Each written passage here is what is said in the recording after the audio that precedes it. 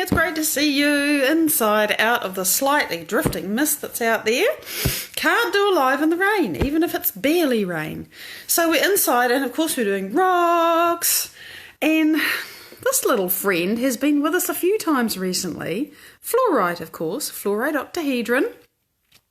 Morning, Lisa Louise. I'm pretty sure that's you. Linda, good morning.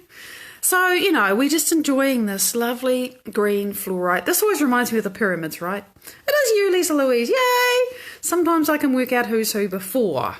Andrea. Hoo-hoo! Laura and Eric. Yay! It's great to see you, beautiful beings. Playing with rocks inside. Something else green. I finally am clear and aware that this is chrysoprase. It's fabulous. I love it. It came to me, look at it, it's translucent. Morning, Heather! Came to me in a collection of rocks that I'd bought from somebody. And the price was so silly that I actually gave them more money later because it just felt right to do. Maria, good morning! And this was part of it, and it's just beautiful. Anastasia, good morning, beautiful being. Hello, hello, hello! Here we all are together. So I love this, and it's taken years for me to find out, and it wasn't me that figured it out. Somebody else said, did you think it might be chrysoprase? Oh yes, right. So it's fabulous. Love it. And now comes the heavyweight. So I'm going to start by putting this on my lap because it's quite sharp. So big piece of amethyst today. It very definitely said, I'm coming on. So here it is. Big piece of amethyst. It is, yeah, as you said, Linda, I know you're talking about something else, but ooh, pretty. It's got calcite down the bottom, which is just nice to look at because, it's beautiful to see. Now, there's something, I see that big point that's right in the middle of the screen there. See the little dots inside it? They're little inclusions of hematite. So if you can really see them clearly, which you can't, but at least you can see they're there, they actually sparkle. But they're inside they're inside the crystal. And there's, it's heavy, sorry, I'm going to put it down. But there's all kinds of detail on it, which, if I had the right camera, which I don't, I could show you. But the main thing is, it wanted to come on and say hello today. So I'm going to put it down now. So, today, and my brain's gone, what were we talking about again? Oh yeah, we're talking about when everything is falling apart, how it's a good opportunity to actually pull yourself together. Because haven't our lives just actually fallen apart recently? Julian, good morning. And I can see another happy face, which Facebook hasn't told me who you are yet, but it's great to see you. Orlando, it's you, woo! Great to see you. So, our lives fall apart, right? And globally, our lives have fallen apart. And be that good, bad, or indifferent. I'm not going to have that discussion. Sean, good morning, honey. Whatever you think about the fact that everything has changed, that is like, and I don't have a handbag, right? But many women will appreciate this, and many men who are married to or connected to or with women, or even a man who has a man bag that's like this. And the bag is this cavernous thing, like Hermione Granger's, magic bag of holding. It's got everything in it, and it hasn't been emptied for years, and you don't know half of the stuff that's in there now. It's this bag, it's this great mysterious bag of everythingness. And what's happening in the globe now, to every single one of us, one way or another, some people are more apparently physically affected than others, is it's like that bag has been turned upside down over a table and shaken empty. Morning, Wendy! Lovely to see you. There's all this stuff comes out of it, and there's checkbooks and pens and lipstick or cologne and dust and lollies that have been in there for years and they're all covered in, grot and who knows what else. Expired medicine, unused condoms, I don't know, but there's all this stuff in the bag. And it just got put in there and ignored because, we're busy with our lives. Who wants to empty out the bag? as we've been saying this week, who wants to shine a bright light in a dark place? Ugh, all this crap in my bag. And when your life is turned upside down, and most of the time, we are used to the fact that somebody dies, a relationship ends, you lose a job that you love, you have a diagnosis, there is a crisis, right?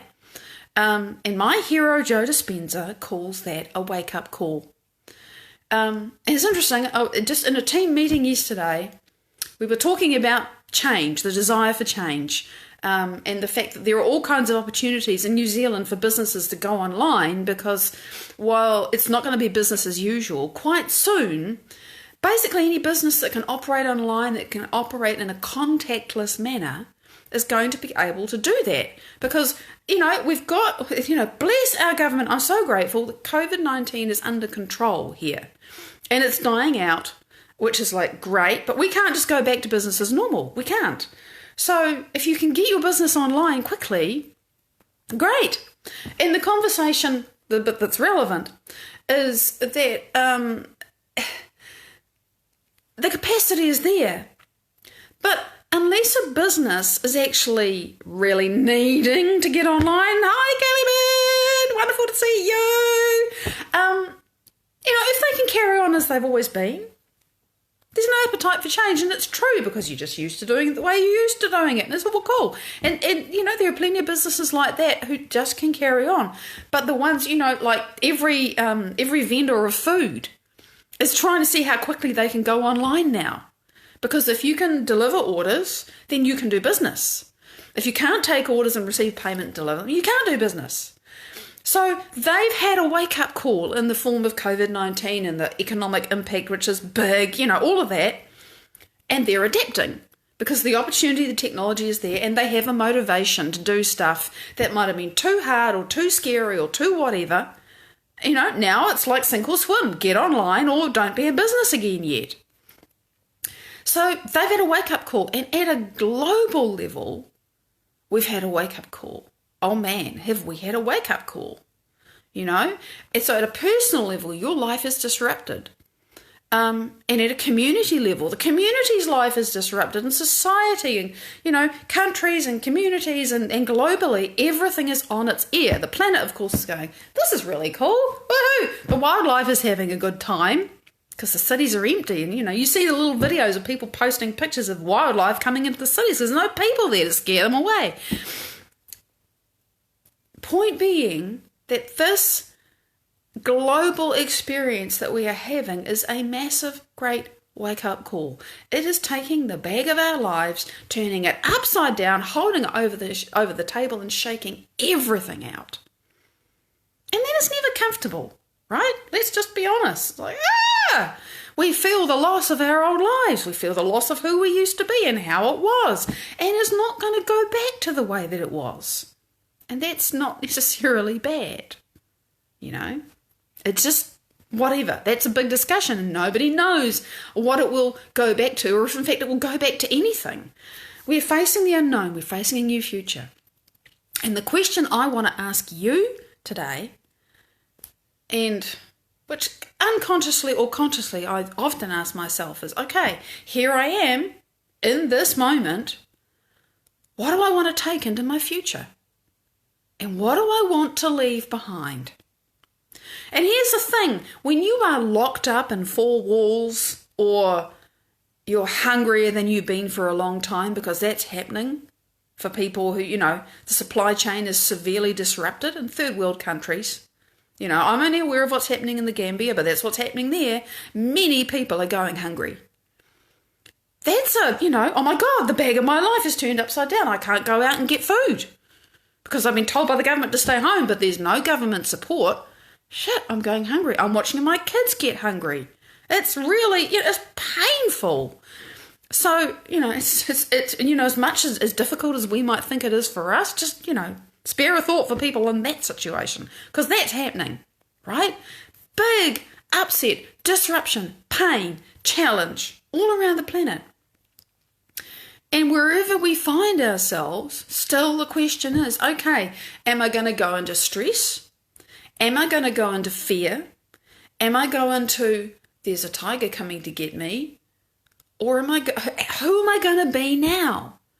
And when this is over, because it will pass, this is a huge transition from before to after, who do I want to be?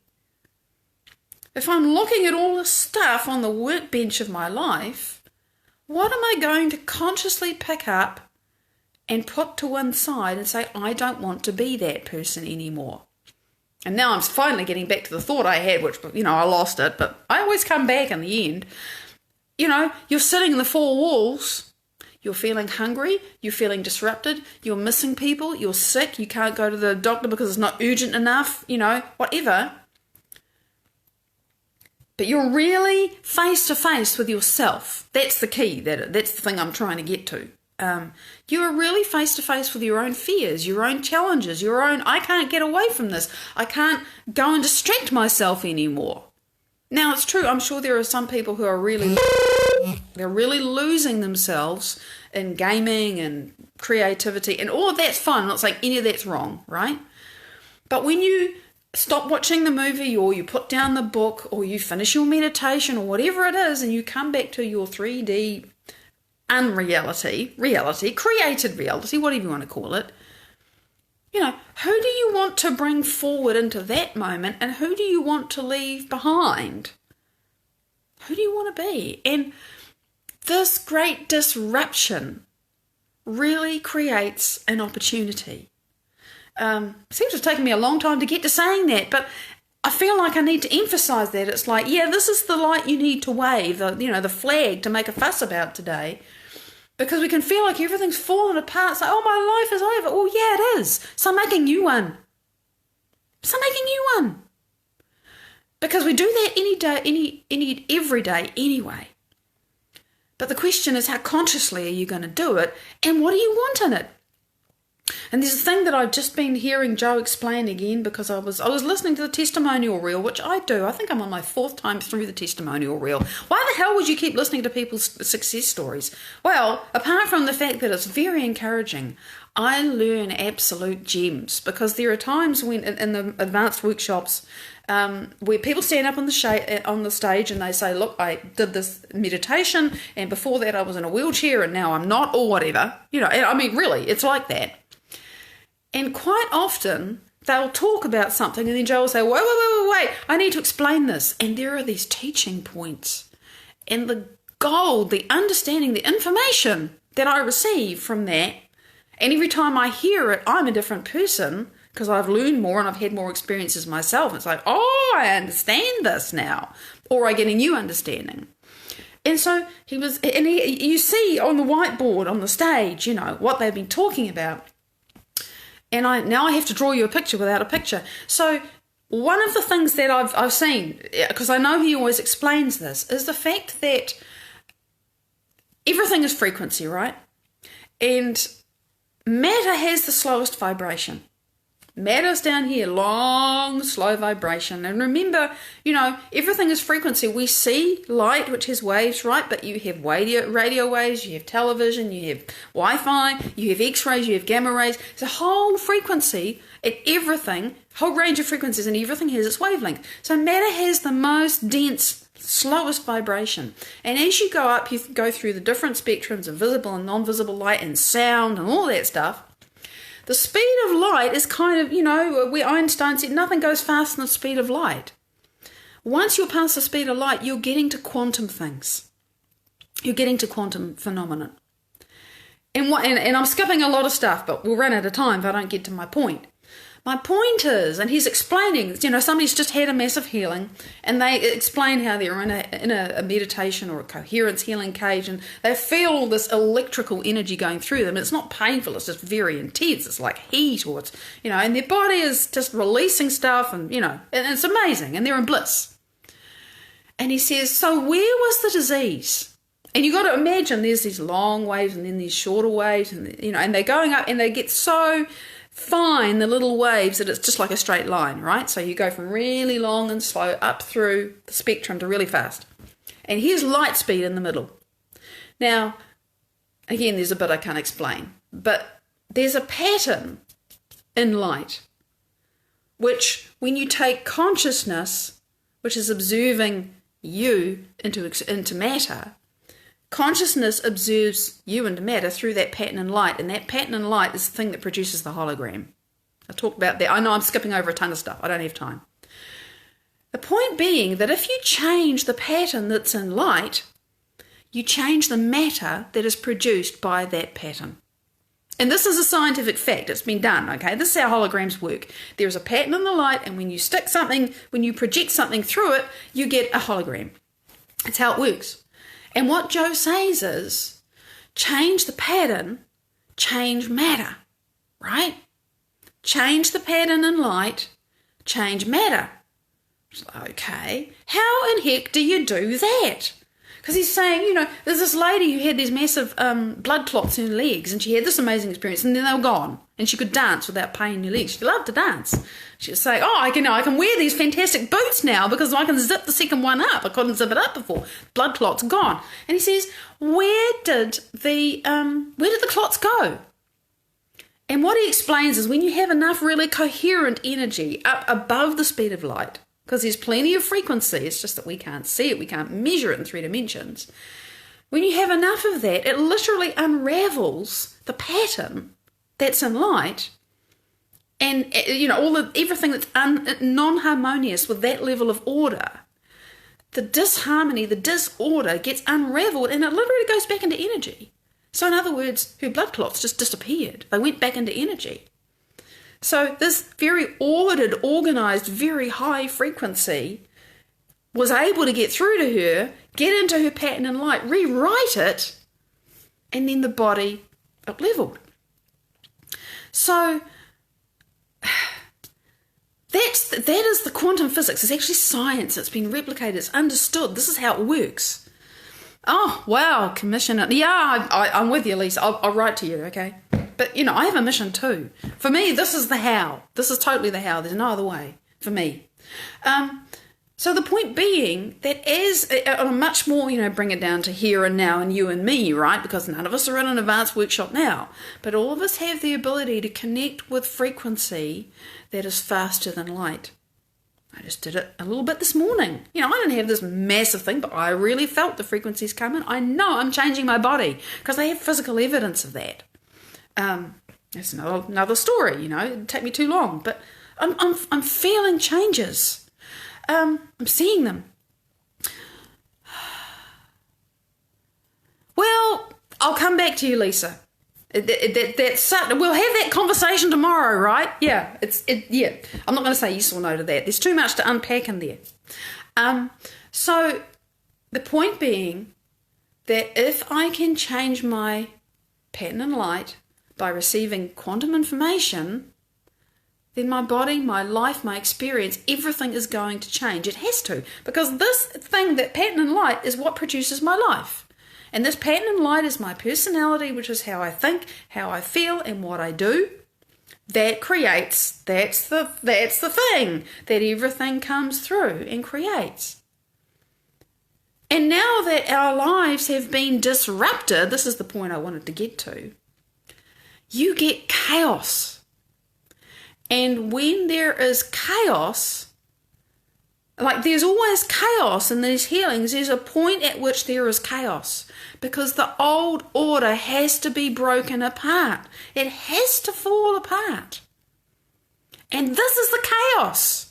And that's why it's this opportunity to say, okay, this is what I want to be, to have come into my space, and this is what I want to embody and inhabit, Now this, that's what it's for. We can get lost in missing what's gone and say, I'm mourning, yesterday.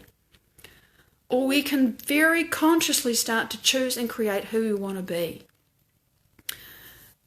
And that's really finally what I wanted to say. This, it's a disaster or it's the most wonderful opportunity you have ever had in your entire life, because the chaos is not just in you.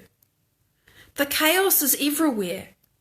And that means the entire consciousness of humanity on earth is much more able to be influenced by anybody who becomes coherent, who has a clear intention and an elevated emotion to say, this is why it's fantastic opportunity. And I acknowledge the pain. I acknowledge the loss of life. I acknowledge all of that. I'm not saying that's wonderful. It just is, right? It's happened. I'm not going to mourn it because I can't change that. What I can do is say, there is opportunity for me to create. And it doesn't take, you don't need masses of people to do this. You need people to become coherent, to get a clear intention and elevated emotion around what they want to create themselves to be. And that coherence ripples out. You can't see it, but it's powerful. You can feel it from me. This is the time that we have practiced and studied to use this opportunity to hold what we want to be true for ourselves on earth and realize that the chaos is going to respond to us. There's amazing stuff going on around the planet. People coming together in mass meditations, which we know have a measurable effect. People practicing coherence. There's a global coherence and pulse that we do every month, which I had chosen to be part of. There's so much stuff I could spend my life doing. I can't do that. I have responsibilities to keep up. But this is the opportunity of a lifetime. This is the shift. This is the thing that we've been waiting for. This is the party that we were born to join in on. So use this opportunity to decide what you want to leave in your past and who you want to be in your future. That's what it's for. That's what it's for. And thank you for your fabulous comments. I'm going to look forward to responding to those tomorrow in writing. But yeah, Lisa Louise, I'm sure you've given me tomorrow's live, so thank you so much, honey. Big love. Thank you for sharing with me. I'll see you then. Bye-bye.